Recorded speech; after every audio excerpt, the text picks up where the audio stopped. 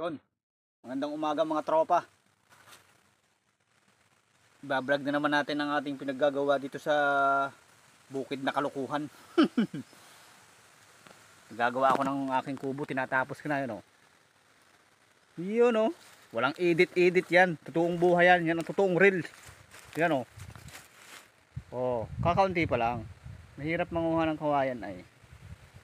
Tsaga-tsaga lang yan, lahat naman ay nakukuha sa tsaga. Hindi yan kailangan ng mabilisan. Walang nakakagawa niyan. Pawang professional lamang ang gumagawa ng ganyang mansyon. Binibidyo ko ito dahil dito ako masaya. Kahit ako nasa bukid. Yun lang naman ang kailangan natin ay yung maging masaya tayo. Ayan o. Napakakisig niyan. Yan yung sinasabing kung may manok na native. Yan naman yung bahay na native. Native na native yan.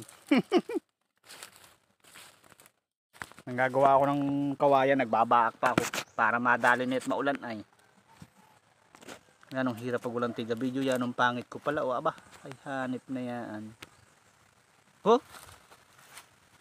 Kita ba? Ah, kita ko. Papakita ko sa inyo yung ipapakita ko ako ang gumagawa ng aking mansyon. Saglit lang, kauntian lang. Yeah. Ganyan lang yan o, ganyan o.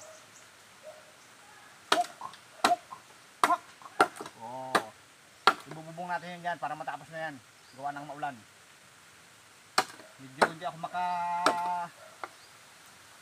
hindi pa ako makatrabaho ng maganda eh, dahil ako may karamdaman. Mga ilang buwan pat matatapos na rin ako. Magiging malakas na ako sana. Oh. Medyo mahaba pa yung ita ko, hirap gumalaw. Ito na yung pinaka-maiksi ko ay. Nagbibideo ako dahil hindi para magpasikat. Kung dahil dito ako masaya sa aking ginagawa. Pani pala dito sa gubat aba. Hindi makapag-ahit ng balbas ay. Wala namang nagkikista ay. Guys na.